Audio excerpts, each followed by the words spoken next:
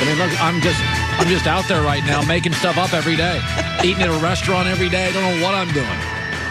It's good to have you in, Joy Taylor. It's great. Joy has been out for a week. She was in, but quarantine stuff, rules, blah, blah, blah. She's back. I've never missed you more. Great. I missed you, too. I'm very happy to be back. Yeah, we're very happy to have you. It wasn't so difficult when we were both doing the show from not here, but it's, inside baseball technical stuff. I'm really glad to be back. We're great. Glad to have you. So, over the last couple months, the Niners have been leaking stuff and taking shots at Jimmy Garoppolo. We're not happy. We're not happy. We're not happy. And, of course, it's never attributed to John Lynch or Kyle Shanahan. But after about 9 stories, Jimmy Garoppolo's like, I'm handsome, and I'm over it. And now Jimmy Garoppolo has got people on his side. According to Mike Mayoko, NBC Sports Bay Area, Garoppolo would welcome a trade and would waive a no-trade clause. Garoppolo's like, it's funny with Jimmy. The first thing everybody talks about, the first thing everybody says with him is, man, he's handsome. Nobody talks about his arm. Nobody talks about boy, he's handsome. It's almost like everybody out there wants him to play a quarterback in a commercial or a movie, not be their quarterback. But here's the definitive argument, and this is what Garoppolo has on his side, and you can't argue it. Belichick loved him. Kyle Shanahan traded for him.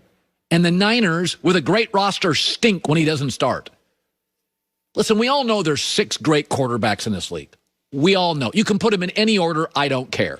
Mahomes, Brady, Aaron Rodgers, Russell Wilson, Josh Allen, and Deshaun Watson. They can win games. They can carry a franchise. And in the NFL, you got to be a top 12 quarterback historically to win a Super Bowl. So those are the 6, and Garoppolo's not in it. The next 6, and I put mine up this morning, totally arguable. I'd go Lamar, Justin Herbert, Derek Carr, Garoppolo, Matt Ryan, Kyler Murray. You could argue me out of Matt Ryan and put in Dak. It'd be fine. I wouldn't lose a lot of sleep on it. My guess is Carson Wentz halfway through the season with Frank Reich will probably be in there instead of Matt Ryan. That's my next 6. Lamar, Herbert, Carr, Garoppolo, Matt Ryan, Kyler Murray. I think Kyler's got a much higher ceiling than Dak. But you could argue Kirk Cousins, low ceiling to me. You could argue Dak, great kid, not a great arm talent. But Garoppolo's in there. And you can't argue. Belichick loved him. He's pretty smart. Kyle Shanahan traded for him. He's really smart. And the Niners are awful when he doesn't play. So that I've never bought into this. Garoppolo's going to get traded. I know y'all think he's handsome, but when the best defensive coach of my life loves him, meaning he sees him every day at practice and he thinks, oh, he could beat a good defense, and the best young offensive coach in the NFL, in my opinion, loves him, and the Niners roster, which is fairly stacked, is awful, they can't win without him, I think Garoppolo's staying in San Francisco. I know a lot of you look at him like people look at the actor Chris Evans. The first thing you say is, God, he's good looking. Don Cheadle, it's like, what an actor. Ed Norton, what an actor. Mark Ruffalo, what an actor. Chris Evans, God, he's good looking. I know, but Chris Evans has to be able to act or directors wouldn't keep giving him jobs. Otherwise, movies would just have models. He's got to be able to act. And Jimmy Garoppolo's got to be able to quarterback because the Niners are awful when he doesn't play. And they have a good O-line. They have a great tight end. They have good backs. They have an unbelievable front. They have active linebackers. So Jimmy Garoppolo fired back. Garoppolo said, listen, yes, I may be good looking, but I'm tired of being told I'm the problem here.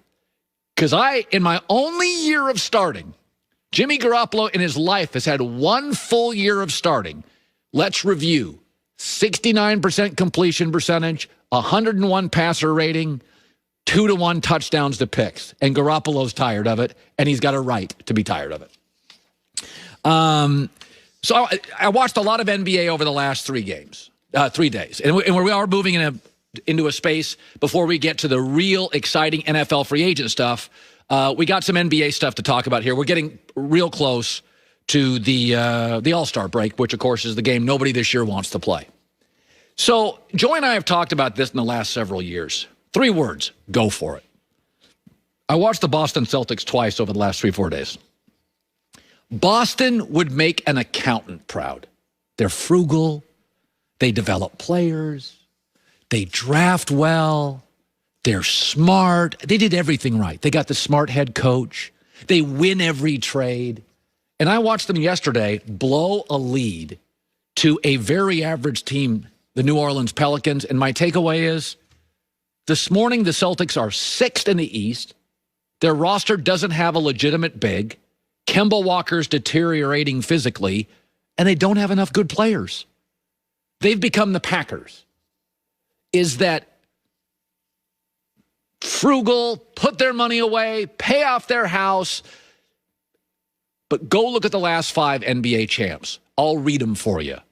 The Lakers, they went and got AD. The Raptors, they went and aggressively got Kawhi. The Warriors, they aggressively got KD. The Cavs, they got LeBron and Kevin Love. Heat, they got LeBron and Bosh. That's your last 5. Okay, the Celtics were in the James Harden sweepstakes this offseason. Do you know what Danny Ainge said?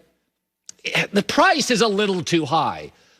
They were in the Kawhi sweepstakes, and Danny Ainge said, the price is a little uncomfortable for us. They were in the Paul George sweepstakes. They were in the Anthony Davis sweepstakes, and they talked themselves out of it. In the last 35 years, the proud Boston Celtics have a title. Remember the year? They went for it with Kevin Garnett and Ray Allen. The Dodgers were really good. They went and got Mookie Betts. The 3 best teams in the NFL at the end of the year were the Buccaneers, total go-for-it organization. Buffalo went and got Stephon Diggs, and Kansas City, nothing but stars. I know other GMs look at the Celtics and go, oh, they're so frugal and they develop and they accumulate draft picks. They're just not that good. They're just not that good. They need another star. They have no size. They tried to trade Kemba Walker in the offseason because they know he can't play back-to-backs. He's deteriorated. Danny Ainge last week on Boston Radio, to his credit, acknowledged you don't have enough good players. Our roster obviously is not good. I mean, there's no ifs, ands, or buts about it, and that's who we are. But this team, where we are, if there's somebody to blame, this is Danny Ainge to blame. This is not Brad Stevens. It's not Jason Tatum or Jaylen Brown. It's like we're not good enough right now, and we all know that. And, we need to get better. Who beat the Celtics last year in the Eastern Conference Finals? Miami.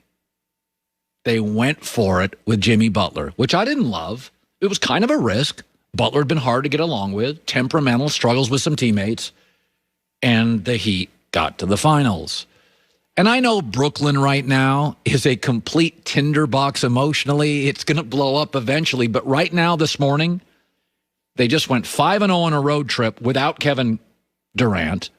They've won 6 straight. Between Kyrie, James Harden, and Kevin Durant, they're offensively virtually unstoppable.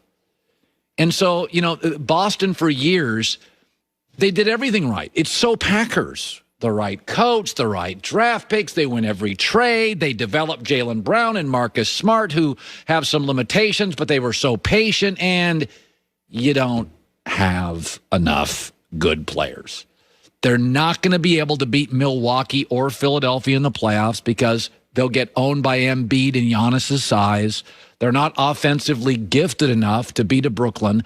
And Boston's one of those teams, you always know your team is kind of limited in any sport when they have to play a certain way to win. Like if this team doesn't play exactly how it's scripted, like, they always say baking is just following directions. Cooking is kind of artistry. It's making it up as you go. The Celtics are in the baking category. Like you have to follow the directions of Brad Stevens perfectly or they can't win. And in the end, congratulations on being patient, saving money, being frugal, and winning trades. It's not that good of a basketball team. You don't have enough good players. Brooklyn in an hour is suddenly better. All right, Big Ben, former teammate now, a legitimate guy, is now calling out Big Ben. Top of next hour, Colin right, Colin wrong. I think it's my favorite Colin right, Colin wrong in months. I really like it.